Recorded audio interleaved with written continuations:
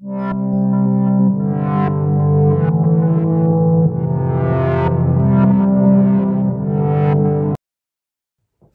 à vous les lions pour cette guidance sentimentale de décembre 2023. On va aller regarder ensemble les énergies qui peuvent vous accompagner dans ce domaine de vie.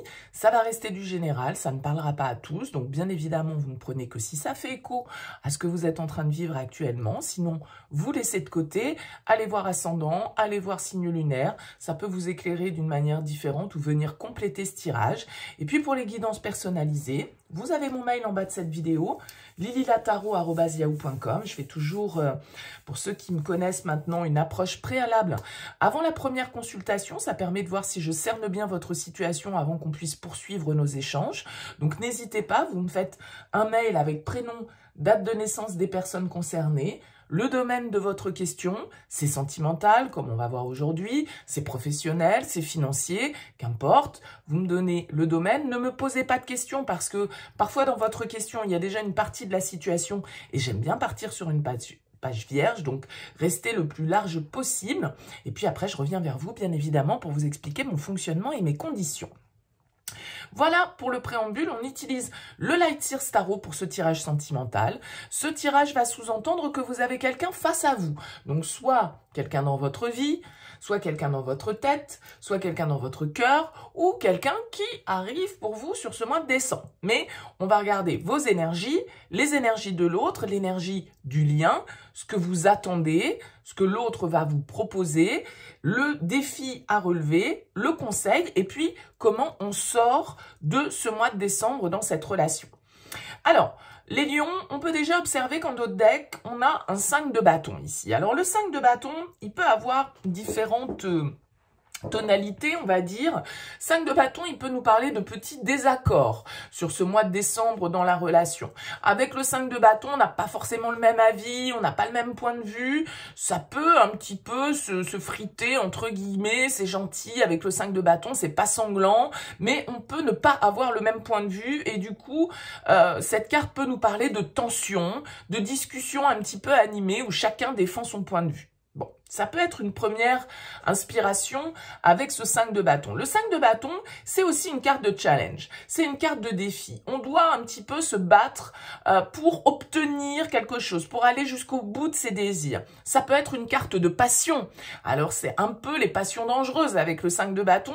Moi, je l'appelle la carte des liaisons dangereuses parfois dans les tirages sentimentaux parce que il y a quelque chose qui vient animer notre désir, mais ça vient aussi nous déstabiliser. Bon, donc on va voir comment ressort le tirage et comment on peut associer les énergies de ce tirage avec ce dos de deck. On commence par vos énergies à vous. D'ailleurs, je vais retourner l'ensemble des cartes. J'aime bien avoir une vue d'ensemble. 6 de denier pour vos énergies.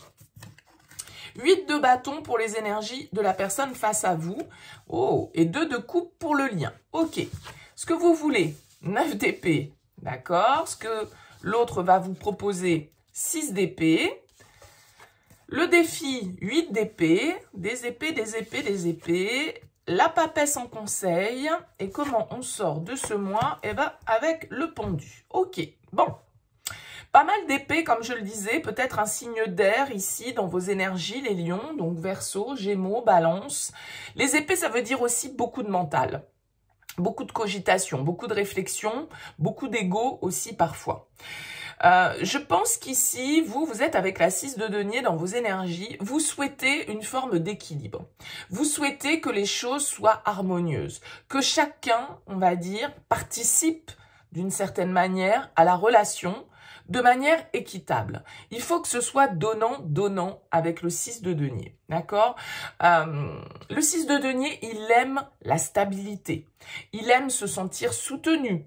Il aime être là pour les autres aussi, pour les soutenir. Ça marche dans les deux sens. Mais il faut que ça aille dans les deux sens pour que ça puisse fonctionner parce que sinon, l'énergie ne circule pas et il y a forcément un déséquilibre et la balance, elle penche plus d'un côté que de l'autre. Alors, est-ce que vous avez l'impression un petit peu sur ce mois de décembre d'être dans un lien qui nécessite un petit réajustement, un compromis, des échanges, un terrain d'entente? Parce que comme on l'a vu ici, on peut avoir une ambiance un peu survoltée ou un peu tendue avec ce 5 de bâton, quoi qu'il en soit, on a un joli 2 de coupe ici pour symboliser le lien. Donc, il y a de la réciprocité, il y a de l'amour, il y a un lien ici.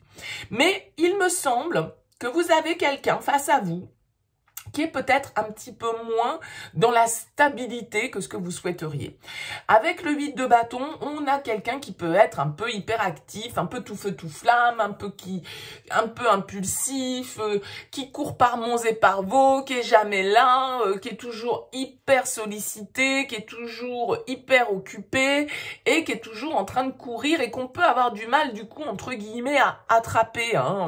Avec le 8 de bâton, il y a une forme de frénésie, il y a une forme d'excitation qui peut bien sûr être positive, mais qui en même temps peut vous déstabiliser parce que vous avez un petit peu l'impression peut-être que c'est à vous de donner plus que l'autre, c'est à vous de toujours vous adapter au planning de l'autre, à ses activités, il faut le suivre quoi, ou la suivre, peu importe, mais il faut suivre cette personne et ça peut vous sembler un petit peu déroutant parce que quand je vois votre objectif ici avec le 9 d'épée, il y a quelque chose qui vous stresse, il y a quelque chose qui nourrit de l'anxiété, qui nourrit des pensées négatives. Est-ce que vous avez peur que l'autre, du coup, qui est peut-être très occupé, très pris, qui bouge beaucoup, qui se déplace beaucoup avec ce 6 d'épée, d'accord? Ça peut être quelqu'un qui est à distance de vous, quelqu'un avec qui vous communiquez beaucoup, mais en même temps, voilà, qui a peut-être un planning très chargé, qui peut être amené à faire des déplacements et du coup à s'absenter pendant pas mal de temps ou peu importe, mais vous voyez qu'il y a un petit peu cette idée-là et vous avez envie de resserrer le lien, vous aimeriez plus de stabilité parce que tout compte fait, toute cette agitation, on va dire, génère des peurs. Et vous avez besoin d'être rassuré, je pense. Avec le 9 d'épée, c'est un peu la carte des idées noires, des idées négatives, d'une forme un petit peu d'état de déprime dans lequel on est, parce qu'il y a des choses qui nous polluent l'esprit, qui nous obsèdent, ça nous empêche de dormir.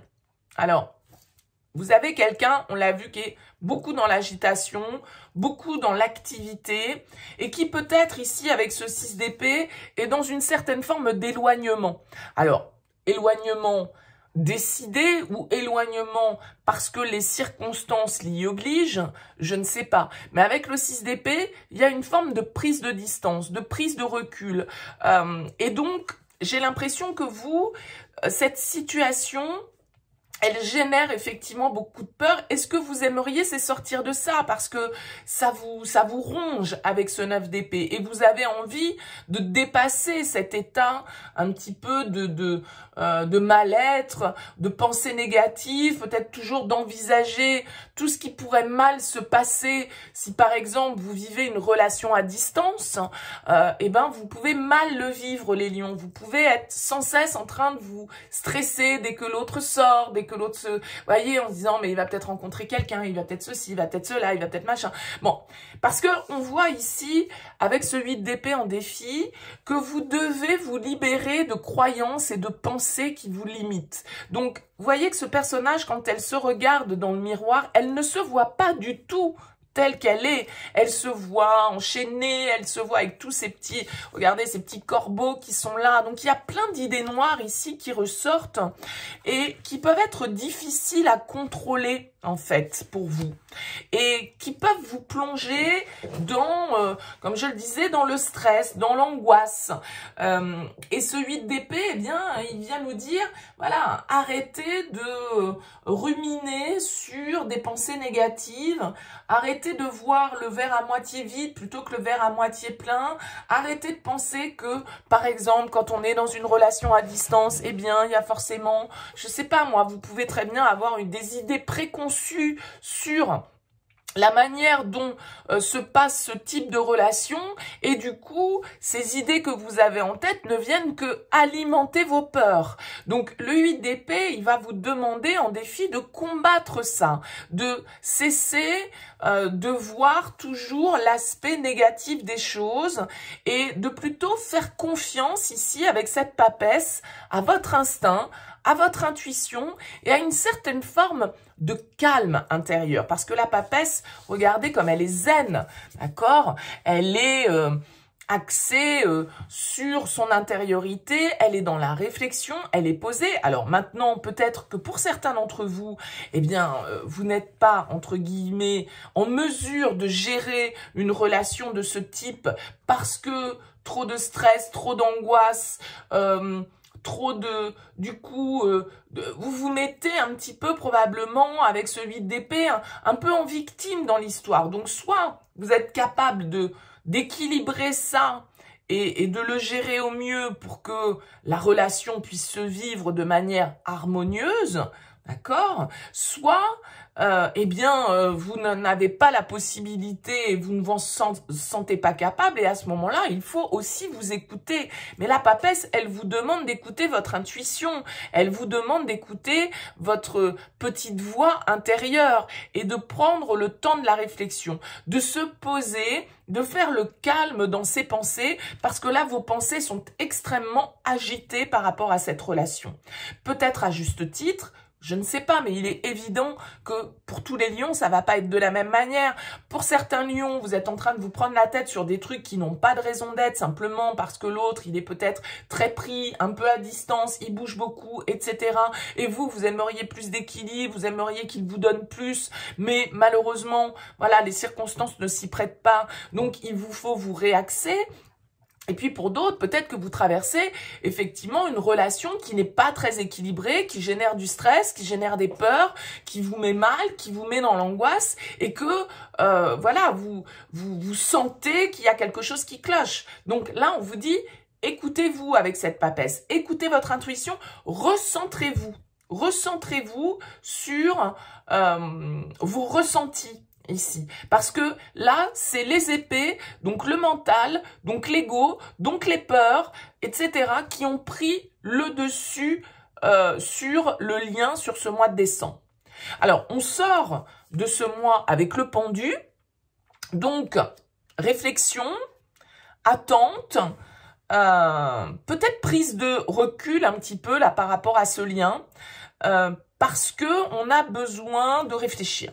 Vous avez besoin de réfléchir par rapport à cette relation parce que pour moi, elle génère beaucoup, comme on le disait, voilà, de pensées négatives. Ok? Donc, je pense que vous avez besoin de prendre du recul avec cette carte du pendu, soit pour changer un petit peu, comme je le disais, votre vision des choses, d'accord? Et vous dire qu'en fait, mais tout ça, c'est dans ma tête, c'est moi qui me monte le crâne. Et en fait, tout va bien, on s'aime, on partage, la relation est saine et c'est ok. Et il faut que j'arrive à percevoir un petit peu la situation différemment, que je lâche prise et que je change mon point de vue sur mes idées un peu préconçues. Ok?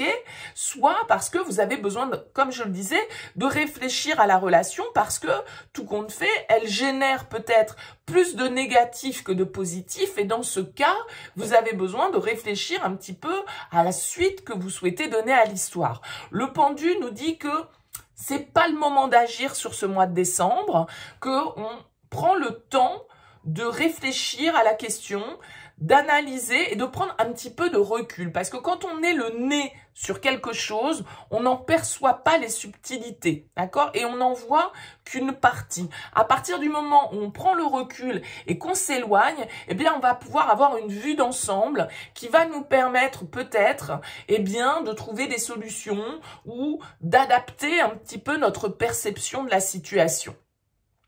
Voilà pour vous les lions pour ce mois de décembre. N'hésitez pas à me laisser un petit mot, un commentaire sous cette vidéo si ça vous a parlé. Merci en tout cas beaucoup pour votre écoute, pour votre présence. N'hésitez pas à liker, à partager, à vous abonner à cette chaîne. Merci beaucoup. Je vous souhaite une belle fin d'année et puis on se retrouve très vite.